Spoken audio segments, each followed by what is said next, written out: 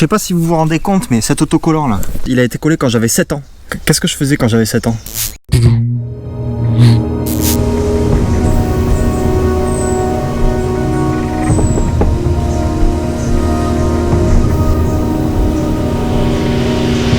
Salut tous. Salut à tous. Putain, il va falloir aérer là-dedans parce que j'étouffe moi. Ça sent le tasseau par ici. Alors là on va partir sur une petite aération. Alors les aérations dans les fourgons, dans les vannes, c'est très important. Pourquoi? Alors les mythes comme quoi s'il n'y a pas d'aération vous allez mourir intoxiqué, c'est des conneries. Je suis pas trop renseigné sur ça, mais je pense qu'il faut éviter d'avoir peur sur ça. J'ai reçu beaucoup de messages de gens qui me disaient j'ai pas mis d'aération dans mon van, j'ai peur de dormir dedans parce que j'ai peur de mourir. Vous n'allez pas mourir en dormant dans votre van, et puis si vous avez peur, vous ouvrez un tout petit peu la fenêtre et puis c'est bon, ça passe.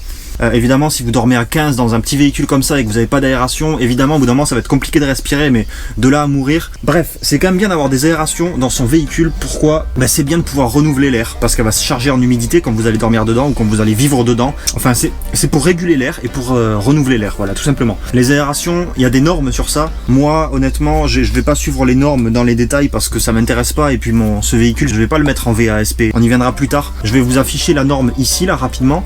Je vais mettre une aération sur la porte arrière, et là aujourd'hui on va apprendre à faire une aération. Comment ça va se passer? Déjà on va utiliser cette aération en aluminium. L'objectif ça va être de le placer ici à l'extérieur, derrière, et donc il faudra percer la tôle, et c'est là que tout le monde a peur et tout le monde se chie dans son froc. Moi le premier. On va utiliser une scie sauteuse Ryobi. Si vous regardez cette vidéo, n'hésitez pas à m'envoyer du matériel comme par exemple des ponceuses, des vêtements, toutes sortes d'ustensiles de bricolage. Surtout n'hésitez pas, hein, utiliser de la peinture anti-rouille pour mettre sur les contours après avoir scie sauté. Étant donné que je vais mettre du mastic aussi, il n'y a pas de raison d'utiliser la peinture anti-rouille, mais ce qu'il faut savoir, tu peux pas mettre la grille et mettre de l'isolation par-dessus. Il faut créer un petit caisson étanche que je vais fabriquer avec des morceaux de lambris et du tasseau. Alors le tasseau, je sais pas si j'en ai avoir besoin, mais si j'en ai pas besoin, je trouverai quand même une manière de l'utiliser parce que moi j'adore le tasseau, vous le savez très bien. Donc je trouverai une méthode pour l'utiliser. Écoutez, je vais arrêter de parler et on va se mettre tout de suite à bricoler cette petite grille d'aération. Allez, on passe aux choses sérieuses. Alors cette grille, où est-ce que je vais la mettre? Je vais la mettre sur la porte arrière. Voilà, ici ce sera parfait. Au milieu pour que ce soit joli. Avant de percer, évidemment, je vais regarder que voilà, il n'y a rien derrière. Je peux pas la mettre ici parce que même si on a l'impression qu'il y a de la place, c'est la plaque d'immatriculation. Donc on va éviter de percer la plaque d'immatriculation si possible, même si ça peut être utile quand on roule trop vite sur l'autoroute. C'est pas le but aujourd'hui. Il y aura peut-être d'autres chaînes YouTube qui vous conseilleront des astuces pour ne pas se faire choper sur l'autoroute en enlevant la plaque d'immatriculation. Moi je reste dans la légalité quand même. L'objectif en premier, ça va être de percer 4 trous pour pouvoir mettre la lame de la scie sauteuse, parce que tu vas pas commencer à attaquer directement la tôle avec la scie sauteuse quoi. Alors j'ai commencé par tracer le contour de là où je voulais le mettre. Alors désolé hein, Sylvain Pujol, Agen là, je suis désolé mais tu vas sauter toi. Alors évidemment c'est pas là où il faut découper, parce que si tu découpes là tu peux plus le faire tenir après, la grille tu peux plus la faire tenir. Faut quand même laisser de la matière, de la tôle autour, donc en fait il faut refaire un petit rectangle autour. Voilà, vous avez compris hein, j'arrive plus à parler aujourd'hui mais vous avez compris le truc. C'est ici du coup que je vais percer 4 trous, un à chaque coin, pour pouvoir mettre la lame de la scie sauteuse et pour pouvoir faire l'ouverture.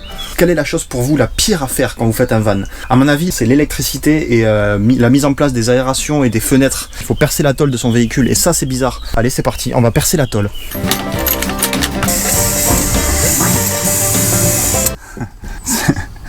C'est vraiment bizarre hein.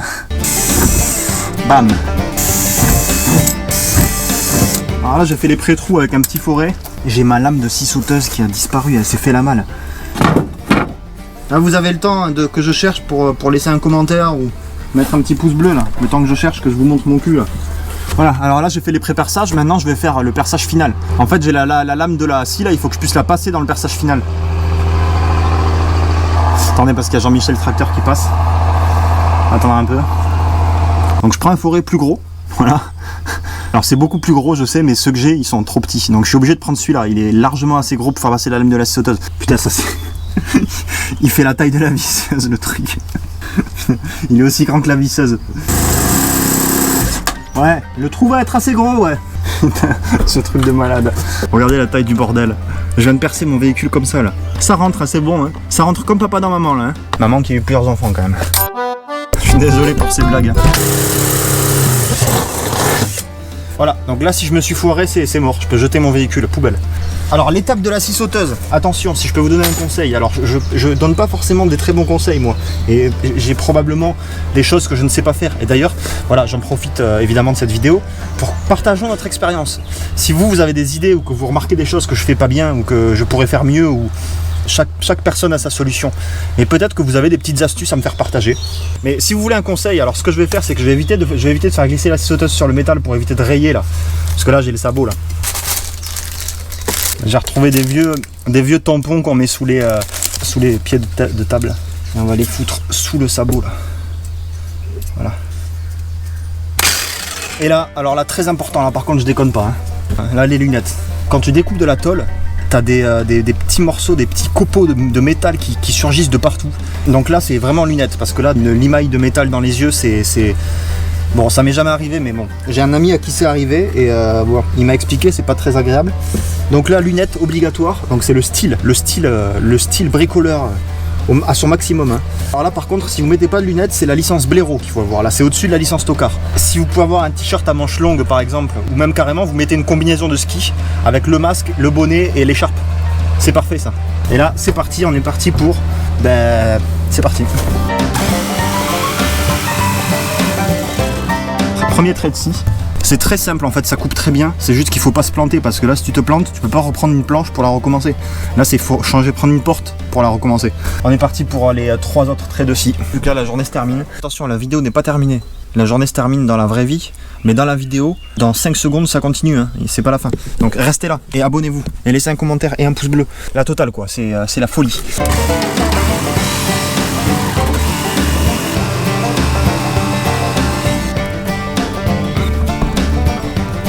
Voilà, je vends un morceau de porte de Seat Inca, si ça intéresse quelqu'un. Vous voyez, c'est pas compliqué, ça fait juste peur de découper la tôle, mais en fait c'est facile.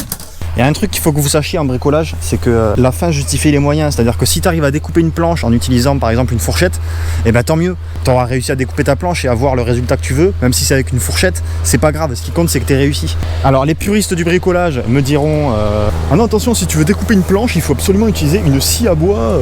Et ouais, mais non. Il y a certaines personnes qui ont plus de budget que d'autres. Si je dis ça, c'est parce que je sais qu'il y a certaines personnes qui osent pas forcément bricoler parce qu'elles pensent pas avoir les bons matériaux, elles savent pas forcément comment il faut faire. Essayez et puis vous verrez si ça fonctionne. Et si ça fonctionne pas, vous ferez d'une autre manière. C'est en essayant qu'on apprend. Quand j'ai fait mon premier fourgon, que j'ai fait mon premier trou dans la tôle, c'était la première fois que je découpais un véhicule de mes propres mains. J'avais jamais fait, j'avais jamais regardé de tuto, je savais pas comment il fallait faire, je savais juste qu'une scie sauteuse ça allait réussir à couper et que ça allait réussir à couper ce que je veux. C'est tout ce qui m'importait. Donc je me suis protégé, j'ai fait le truc et ça a donné un trou. Ah, j'enlève l'électrocuteur, alors là je me fiche un peu de l'oreiller parce qu'après il va y avoir de la peinture anti-rouille de toute façon et ça on va pas le voir. Mais ça me permet de au moins décoller les lettres, comme le P là par exemple. Voilà. Allez, ça dégage. Désolé Pujol là, avec ton huile d'olive là. Je sais pas si vous vous rendez compte, mais cet autocollant là, que je suis en train d'enlever là, et il a été collé à l'achat de la voiture. Donc il a été collé en 96, il a été collé quand j'avais 7 ans. Qu'est-ce que je faisais quand j'avais 7 ans? Je devais être en train de regarder les zinzins de l'espace ou un truc comme ça. Pendant que je regardais les zinzins de l'espace ou les Razmoquettes, il y a un mec qui est en train de coller cet autocollant.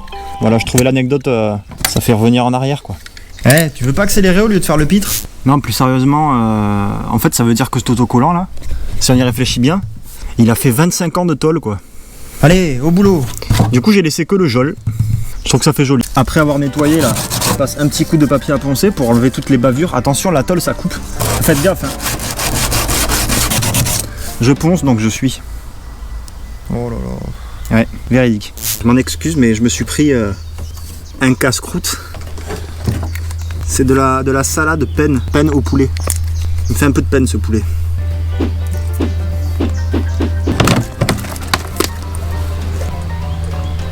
C'est vraiment agréable les journées comme ça. Hein.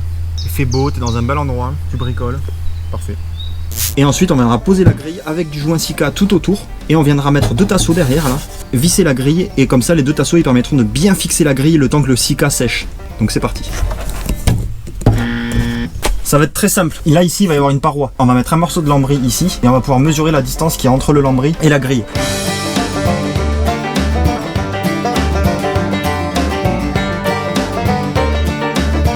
Ça y est, on y est. Là j'ai mis 2 planches, là j'ai laissé un trou pour la poignée. Et là il y a le trou donc, le passage d'air. D'ailleurs il fait frais là. Quand on passe la main on sent qu'il fait plus frais ouais. J'en ai pas parlé au début de la vidéo mais voilà, j'avais calculé à peu près pour que le trou il tombe sur une planche. L'objectif c'est donc de calculer les jeux qu'il y a ici, les jeux qu'il y a ici, pour créer un caisson sur lequel les planches vont venir se poser parfaitement. Vis inox. J'ai acheté des vis inox. Vis inox, pourquoi? Parce que c'est des vis qui vont se retrouver à l'extérieur. Et il faudrait pas qu'avec le temps ça rouille et que ça fasse les coulures marron. Vous savez, les couleurs de rouille là qu'il y a des fois sur les véhicules, c'est dégueulasse. J'ai percé les 2 trous. Tac. Et je vais pouvoir fixer la grille. Merde, j'ai tout renversé. Ça, c'est des vis inox, ça, je veux pas les perdre. Ça coûte la peau des burnes, ça. Et la peau des burnes, ça coûte un bras. Et un bras, ça coûte la peau des fesses. Et la peau des fesses, ça coûte cher, donc je veux pas les perdre. Voilà. C'est bien aligné. Tac. On voit que c'est nickel, là. Que ce volet-là, il suit bien la planche. Et ces vis-là qui ressortent, donc, elles vont devoir se prendre dans un morceau de tasseau. Donc je mesure, je découpe les tasseaux et c'est parti.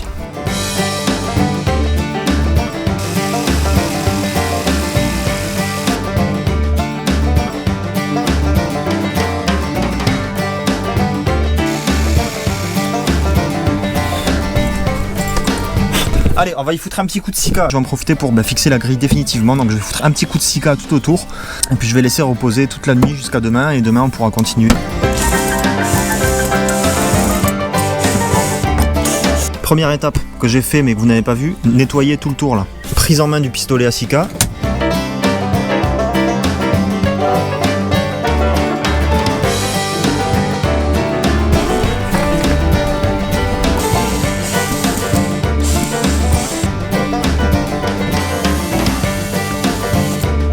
Voilà, là j'appuie bien partout pour que ça soit bien étalé partout le sika. Et ce qui dépasse, on va le dégager. Voilà, alors là c'est bien serré, ça tient bien. Et ce que je vais faire, c'est que vu que là ici il y a quand même un petit écart, je vais aller foutre mon aimant là. Parce que j'ai un gros aimant de bourrin. Ça c'est un aimant de ouf, ça soulève 40 kg. Et ça peut retrouver les vis facilement dans l'herbe. Alors c'est pas fait pour, mais bon, si ça marche, tant mieux. Mettre un morceau de sopalin pour pas que ça raye la carrosserie. Hop. Tac. Là je suis sûr que ça appuie bien. Ça va sécher toute la nuit. Le sika il fait bien le joint tout autour. Et nickel Miguel, hein. On se retrouve demain pour continuer.